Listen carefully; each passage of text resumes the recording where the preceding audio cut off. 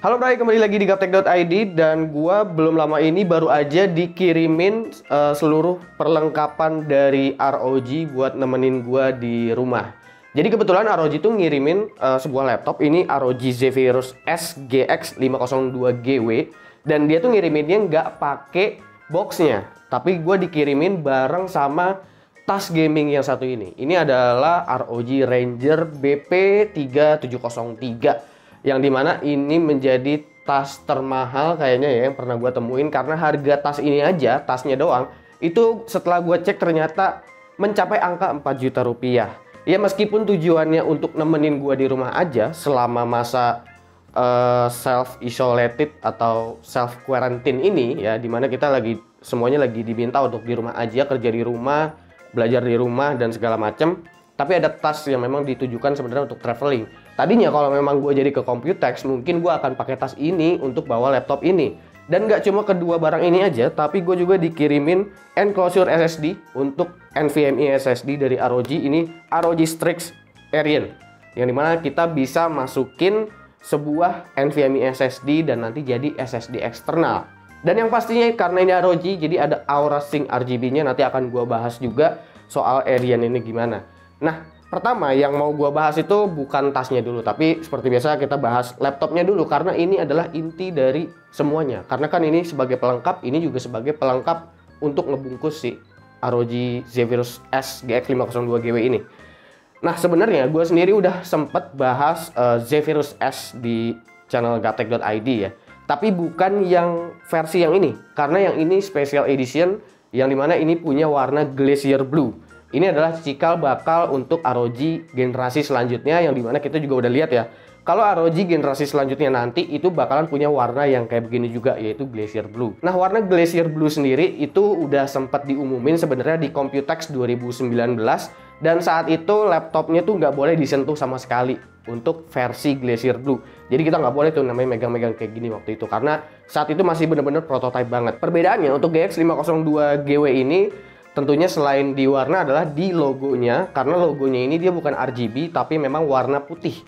Kalau kalian lihat juga sebenarnya meskipun namanya Glacier Blue, ini laptop sebenarnya mirip-mirip ke silver. Tapi kalau kalian kasih cahaya warna yang agak kekuningan atau memang putih banget disorotin ke laptop ini, kalian bakalan ngerasain kayak ada warna biru di laptop ini. Makanya dia namain itu Glacier Blue. Selebihnya sih desainnya ini benar-benar masih sama seperti Zephyrus S pada umumnya, karena memang nggak ada perubahan sama sekali.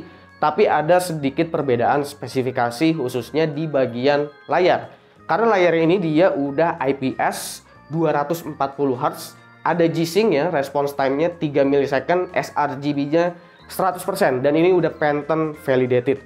Jadi ini benar-benar layar yang termasuk salah satu yang paling bagus yang pernah gue temuin untuk sebuah laptop gaming, karena refresh rate-nya tinggi, panel yang bagus, ada G-Sync-nya pula, meskipun ada kekurangan dari G-Sync sendiri, yaitu dimana nanti baterainya bakalan jauh lebih boros. Tapi nggak apa-apa, yang namanya laptop gaming itu rata-rata semua baterainya boros, jadi gue nggak mempermasalahkan itu. Ditambah lagi ini memang dikirimin sama ROG, jadi ya udahlah, nggak apa-apa. Lalu untuk portnya juga di sini ada perbaruan, karena yang versi sebelumnya itu USB-nya masih 3.1 semuanya.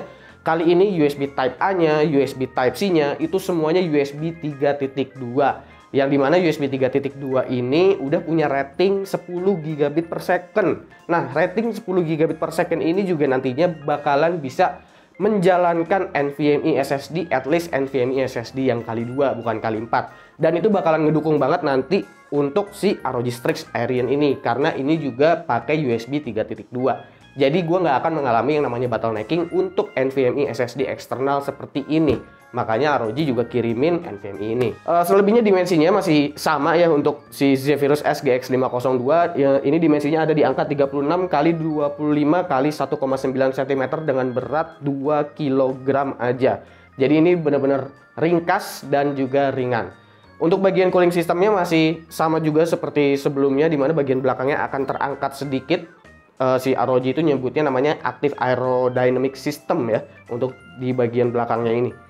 Lalu untuk spesifikasinya gimana? Kebetulan ya, yang gue terima ini adalah spesifikasi yang paling tinggi SKU-nya. Jadi ini pakai Core i7 9750H.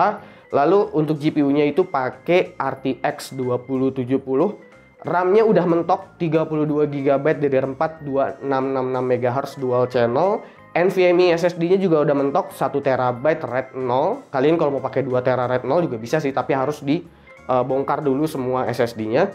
Lalu Wi-Fi AC, Windows 10, dan untuk power adapternya sendiri yang diberikan itu 230 watt, yang ukurannya itu menurut gua standar-standar aja, nggak terlalu besar, nggak terlalu kecil juga. Untuk opsi upgrade sebenarnya ada satu slot SODIMM DDR4, tapi berhubung yang gue terima ini adalah SKU yang paling tinggi, udah 32 GB dual channel, jadi memang udah nggak bisa di-upgrade lagi ya. Lalu kalau NVMe SSD-nya itu ada 2 slot, kalian bisa RAID 0. Kalau kalian mau ganti jadi 1 TB plus 1 TB itu masih bisa juga, sebenarnya nggak masalah. Tapi kalau kalian memang ngerasa untuk pakai 1 TB plus 1 TB itu untuk upgrade itu males bongkarnya karena Zephyrus memang agak susah untuk dibongkar, kalian bisa gunain ini ROG Strix Arian karena ini cukup simple, harganya sekitar 800 sampai dengan 850.000. Kalian bisa cek di e-commerce, gue cek di e-commerce juga udah lumayan banyak.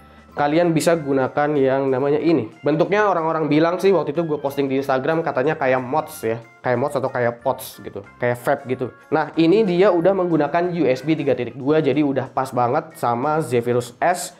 Kalian bisa colokin di port, terserah mau port yang USB Type C atau USB Type A, karena di sini kita memang mendapatkan 2 kabel. Ada kabel yang Type C, ada yang Type C dan juga ada yang Type A. Ini dari Type C ke Type A. Jadi bebas kalian mau gunainnya mau Type C atau Type A. Karena di laptop ini tenang aja, USB 3.2-nya itu full slot, jadi nggak usah mikir mau Type A atau Type C. Nah ini cara bukanya, gimana tuh? Cara bukanya ini seperti membuka SIM card HP kalian. Jadi ada colokannya kayak begini, terus dicolokin aja, lalu kalian bisa buka seperti ini. Ini dalamnya udah ada SSD-nya. Ini SSD kita ya, udah dicolokin. Terserah kalian mau gunain NVMe kayak gimana aja, tapi gua saranin sih kalian beli NVMe yang kali 2 ya. Kalau yang kali 4 itu speednya memang masih agak bottlenecking kalau kita masukin di USB 3.2 karena ratingnya 10 GB per second. Karena yang kali 2 tuh untuk yang 1 TB itu masih jauh lebih murah daripada NVMe SSD yang kali 4 ya. Nah, itu adalah si ROG. Ini nggak cuma gini aja ya, tapi kalian juga udah ada yang namanya thermal pad di sini. Terus ini ada semacam kayak heatsinknya juga. Jadi ini nggak cuma casingan doang. Lalu ada juga ini semacam kayak apa ya? Kayak karet gitu. Karena ini bahannya metal ya. Plus ada heatsinknya. Takutnya nyetrum. Takutnya nyetrum. Jadi udah dikasih juga semacam kayak soft case kalau kalian buat pegang-pegang biar lebih enak. Oke, ini gue sisihin dulu. Jatuh lagi. Jatuh dulu. Nah, kurang lebih kayak begini. Kalau misalkan kita udah colokin, ini juga support Aura Sync. Jadi kalian punya yang namanya flash disk RGB ya. Kalau orang-orang ngeliat juga kan mungkin jadi makin iri ya sama kalian kalau misalkan kalian punya itu apaan tuh?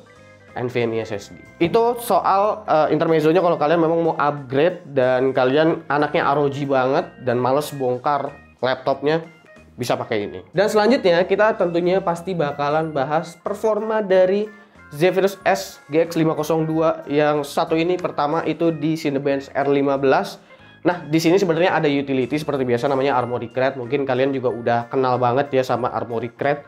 Ada profile performance, turbo, terus ada silent. Di sini yang gue masukin sebenarnya profile turbo doang sih yang gue masukin di sini. Ini rata-rata setelah di looping 10 kali di Cinebench, skor multicore-nya itu ada di angka 1220.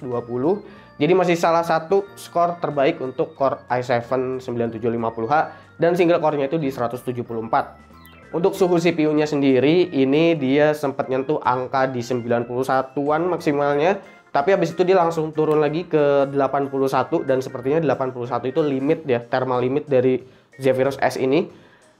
Dan itu bakalan jalan setelah overboost-nya aktif, jadi setelah fan overboost-nya aktif. Dan gue sih menyarankan untuk pakai profile balance atau profile silent aja apabila kalian penggunaannya itu nggak terlalu berat, lagi nggak main game misalnya, lagi cuma nonton doang. Karena untuk bagian surface-nya ini di area-area dekat touchpad itu kerasa panasnya. Karena bahannya memang ini bahan menggunakan metal. Lalu juga laptopnya memang bisa dibilang tipis. Bahkan termasuk salah satu laptop gaming yang paling tipis di dunia juga ya untuk Zephyrus S. Maka dari itu sebisa mungkin sih ambient ruangannya jangan sepanas gua. Karena ruangan gua ini meskipun AC sebenarnya nggak terlalu adem, ambientnya masih di 28 derajat Celcius kurang lebih. Jadi kalau ruangannya dingin sebenarnya laptopnya bagian keyboard dan bagian surface itu nggak panas gitu. Jadi beda-beda tempat ya kalau bagian surface-nya. Lalu untuk performa GPU-nya sendiri di 3D Mark seperti biasa di 3D Mark Firestrike. Di 3D Mark Firestrike ini skornya hampir 20.000, ada di angka 19.934. Lalu untuk 3D Mark Time Spy-nya itu ada di angka 7.505. Suhu GPU-nya sendiri ini relatif aman dan bahkan bisa dibilang aman banget karena masih ada di angka 85. Idle-nya masih ada di angka 50 derajat Celcius.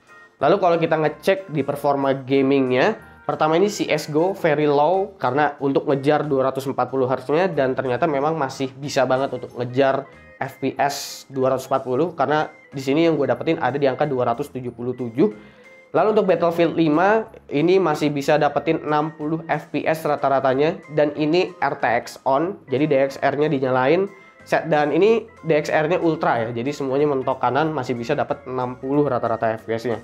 The Witcher 3 juga ultra, itu dapat di rata-rata 90 FPS, jadi masih sangat nyaman banget juga buat main The Witcher 3. Lalu ada Far Cry 5 di sini yang terakhir yang gue masukin.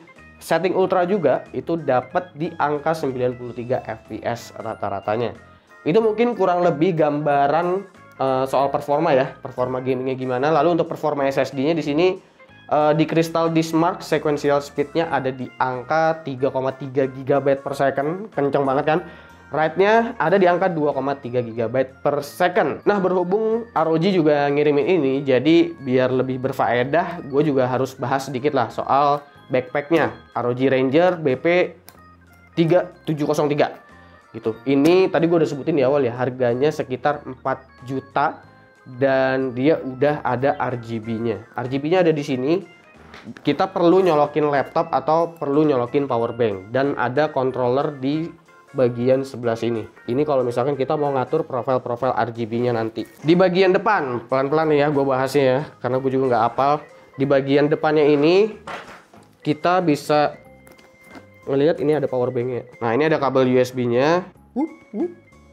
Udah nyala, bos. Oke, jadi kalau misalkan udah nyala, itu posisinya kayak begini. Gua tutup dulu. Nah, ini posisinya udah nyala. Warnanya masih warna biru. Kalau kita mau setel aura RGB exterior lighting on off. Oh, ini ganti warna deh. Lighting effect. Bisa rainbow. Ini breathing. Oh, ini pelan-pelan ganti warnanya. Yang ini ada macam kayak jalan gitu ya, rainbow-nya di strip sininya. Kelihatan gak sih? Nggak terlalu kelihatan ya. Ada lumayan banyak profilnya dan ini kalau misalkan kalian konekin ke laptop itu bisa sinkron juga sama Aura Sync. Di sini juga ada Aura RGB exterior color. Jadi kalau ini masih bisa diubah-ubah, tapi ini pencatan dari profil sih kalau Aura nih. Kalau connect ke laptop. Terus di sini ada tombol lagi. Ini interior light strip. Jadi di bagian dalamnya, ini kalau kalian buka, itu ada LED stripnya. Nah, di bagian dalam sini ada LED stripnya. Jadi kalau kalian buka tasnya di dalam keadaan gelap, itu kalian masih bisa ngelihat ada apa aja. Nah, di bagian depan ini, kalian bisa nempatin yang namanya peripheral kalian. Kalian bisa gantungin headset kalian di sini. Ini muat sampai ukuran ROG Delta kayak headset gue yang ada di belakang sana. Lalu di belakangnya lagi, itu kalian bisa taruh keyboard dan ini muat satu mechanical keyboard ukuran full size. Nah, jadi ini bisa dibuka. Ini buat naruh headset. Terus mungkin di dalam sini kalian bisa taruh mousepad kalian. Terus di bagian sini kalian taruh mouse kalian. Kayak gitu. Jadi satu begini aja bisa muat setengah periferalnya. Lalu di dalamnya dimasukin keyboard dan masih ada kantong-kantong lain kalau kalian mau nyimpen sesuatu. Banyak nih tempat ngumpet-ngumpetinnya nih. Oke, lanjut. Ini ngebahas tas doang aja bisa lama nih. Bagian depan sini ya. Bagian depan sini ini bisa dibuka ya. Bisa dicopot dan bisa dijadiin tas lempang kecil buat kalian bawa kemana-mana dan masih tetap mau ada logo ROG-nya kayak gitu. Dan bisa juga digunain untuk di bagian depan, terserah kalian mau nyimpen apa aja. Terus di sini juga masih ada kantong lagi dan hebatnya dikasih buku manual untuk sebuah tas. Itulah kelebihan dari tas 4 juta rupiah. Di bagian belakang ini juga masih ada kantong lagi buat kalian naruh paspor mungkin kalau kalian pergi biar nggak kelupaan. Kadang biasanya suka lupa naruh paspor tuh, bisa ditaruh di sini dan ini aman. Oh ya, buat yang nanya, kira-kira ini kalau kehujanan gimana? Ini semua udah anti air, jadi kalau ini kena air nggak apa-apa. Kayak gitu. Tapi ROG juga masih kasih yang namanya rain cover. Ya, masih disediain juga rain cover apabila kalian masih agak-agak parno gitu ya. Takutnya mungkin di bagian sininya nih kalau hujan gede karena ini barang elektronik, takutnya kenapa-napa gitu kan. Biarpun udah anti air, kalian masih tetap bisa coverin lagi sama ini. Kayak gitu, nggak usah gue praktekin lah ya, udah pada tahu cara makainya gimana. Kayak gitu, itu bagian belakang sama bagian bawah. Samping juga masih ada kantong-kantongan lagi ya buat kalian naruh-naruh sesuatu. Samping juga ada lagi. Terus ini bagian resleting belakang. Ini udah ada anti-thiefnya, karena juga banyak juga yang ngomong, wah tas bagus-bagus, ntar palingan dimaling doang isinya kayak gitu, atau dimaling sama tas-tasnya. Ini udah ada anti-thiefnya, kalian bisa kunci ke bagian sini, kalian kailin. Jadi kalau kalian lagi jalan terus ada orang diem-diem mau narik, itu kalian bakalan berasa gitu. Jadi memproteksi lah, cukup memproteksi. Dan di bagian belakang sini tentunya untuk naruh laptop gaming bos ya. Bagian belakang sini kalian bisa naruh laptop gaming untuk ukuran sampai 17,3 inch. Kalian bisa masukin di sini. Ini kayaknya bisa muat 2 laptop ya. Nggak bisa. Ini depannya kayak buat ini kali ya, buat adapter ya. Di depannya udah ada slot khusus untuk adapter. Terus paling belakang sini, oh ini busanya ini banget sih, tebal banget. Jadi kalau ditaruhnya begini tuh laptop kalian nggak kenapa-napa gitu. Nah itulah kurang lebih ROG backpack, ROG Ranger BP 3703 ya. Ini kalau dipakai yang kurang lebih kayak beginilah. Gue sih orangnya kecil ya, jadinya kalau pakai ginian agak-agak kelelep juga sebenarnya. Sekalian bisa kailin di sini begini. Terus mungkin ini bisa digantungin juga ya di sini. Hilang deh SSD-nya. Ini kurang lebih kayak gimana ya kalau digantungin ya? Mana sih sebenarnya sih? Oh ini dia nih. Wah pas banget tuh kan kayak gini, kebalik lagi. Nah gitulah pokoknya. Nah, jadi kalau udah kalian pakai kurang lebih kayak begini gitu. Kalau kalian masih mau flexing juga, kurang flexingnya, laptopnya jangan dimasukin di tas. Laptopnya tutup aja begini, bawanya gini. Kalian udah bawa jalan gini. Kalau bisa kardus ininya juga. Udah gitu aja sebenarnya video ini, selain buat ngebahas performa laptopnya, cuma mau flexing aja sih. Kalau memang lu ROG banget anaknya, lu bisa beli Zephyrus S. Harganya yang ini kurang lebih sekitar 42,3 juta. Ini 800 ribuan, berarti udah berapa tuh? Udah 43 jutaan, sama ini 4 juta. Ya masih kurang dari 50 juta lah. Kalau memang lu fans garis keras ROG, mungkin lu bisa beli semua barang ini dan lu siap banget jadi gamer sejati dan jadi fanboynya ROG gitu.